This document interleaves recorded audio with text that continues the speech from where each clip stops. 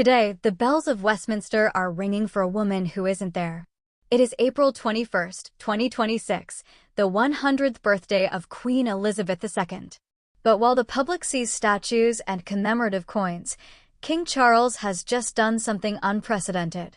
He didn't speak from the gold-leafed rooms of Buckingham Palace. He spoke from the library at Balmoral, the very place where his mother took her final breath. And in this tribute, he didn't just celebrate her life. He admitted a dark truth. He said the world we are living in right now would have troubled her deeply. Why did he say it? Why no? Today, we are breaking down the hidden Elijah point in Charles's centenary message, the moment where the king stopped being a monarch and became a son, with a warning for us all. Stick around, because by the end of this video, you'll see why this wasn't just a birthday wish, it was a survival guide for the House of Windsor. Let's look at the script of this message. Charles starts with two words that instantly change the energy: darling mama. Now, why does this matter for a scriptwriter? In the world of high-stakes narrative, this is called collapsing the distance. For 70 years, Elizabeth was a statue. She was Her Majesty. She was the icon on the stamp. By using mama, Charles is performing a rhetorical magic trick. He is telling the audience, I am not just the king talking to subjects. I am a man talking about the woman who tucked me in at night. But look at what he says next. He calls her reign a promise with destiny kept. This is a direct callback to her 21st birthday broadcast in 1947, where she pledged her whole life to service. Charles is framing her life as a completed character arc. In a world that is messy, unpredictable, and, frankly, falling apart in 2026, he is anchoring the monarchy in a story that actually had a beginning, a middle, and a perfect end. He's telling us that even if the world is in chaos, the promise was kept. Now we get to the core of our analysis, the Elijah point. In the biblical story, the prophet Elijah looks for God in the great wind, the earthquake, and the fire, the grand spectacles. But he doesn't find him there. He finds him in a still, small voice. In this centenary tribute, the grand spectacle is the 100-year milestone. It's the statues and the parades.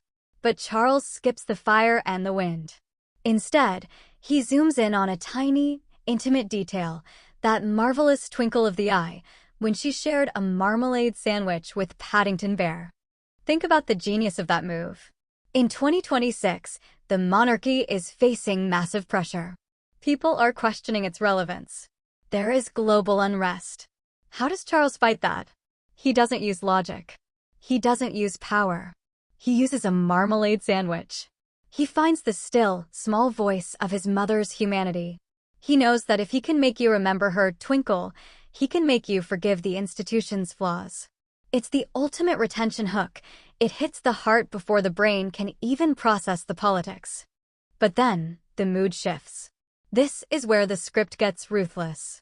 Charles says, much about the times we now live in, I suspect, may have troubled her deeply. This is a massive risk. Usually, royal tributes are sanitized. They are happy and nostalgic. But Charles is breaking the fourth wall. He is acknowledging that the world in 2026, 4 years after her passing, is not the world she left behind. He is subtly hinting at the crises we are all feeling, the global tensions, the family rifts that still haven't healed, and the feeling that the brighter dawn is getting harder to see. By saying she would be troubled, he is actually giving himself permission to be troubled too. He's aligning his current struggles with her wisdom. He's saying, if you're worried about the world, don't worry, the Queen would have been worried too. But she believed that goodness would prevail. He's borrowing her ghost to give us a reason to hope. To wrap up his tribute, Charles does something brilliant. He goes back to 1940, to a 14-year-old Princess Elizabeth, making her first ever broadcast during the dark days of World War II. He quotes her saying, we must all make the world of tomorrow a better and happier place. Why go back to when she was 14? Because it reminds us that she wasn't always a legend. She was a child in a crisis. By ending here, Charles is challenging the younger generation of 2026. He's saying her legacy isn't a museum piece, it's a blueprint. He concludes by renewing his own solemn pledge of duty. He isn't just celebrating a 100th birthday, he's trying to recruit you into her mission. King Charles's tribute was more than a birthday message. It was a masterclass in narrative, moving from the fire of a century-long reign to the still, small voice of a mother's twinkle.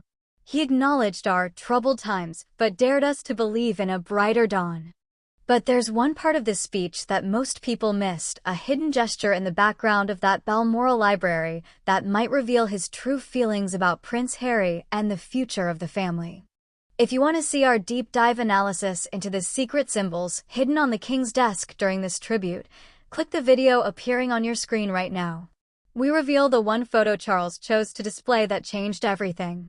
Don't forget to subscribe to Royal Top Stories for the truth behind the crown. I'll see you over in that next video.